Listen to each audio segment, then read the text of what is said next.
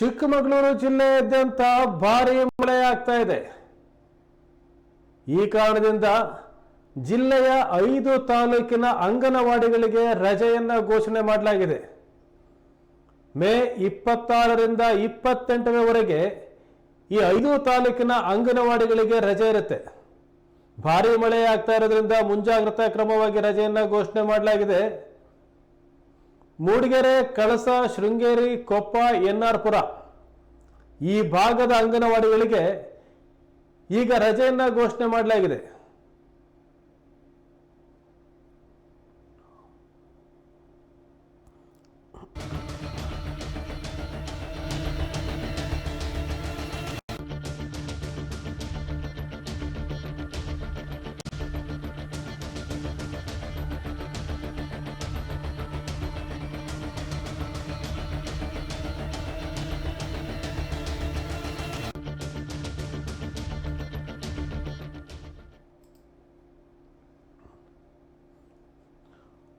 ಮುಂಗಾರು ಈಗಾಗಲೇ ಕೇರಳವನ್ನ ಪ್ರವೇಶ ಮಾಡಿದೆ. ಕರ್ನಾಟಕದ ಗಡಿಯಲ್ಲಿ ಇದೆ. ಇನ್ನೇನು ಕೆಲವೇ ಗಂಟೆಗಳಲ್ಲಿ ಮುಂಗಾರು ಪ್ರವೇಶ ಮಾಡಬಹುದು. ಆದರೆ ಮಲೆನಾಡಿನಾದ್ಯಂತ ವ್ಯಾಪಕ ಮಳೆ ಸುರಿತಾ ಇದೆ.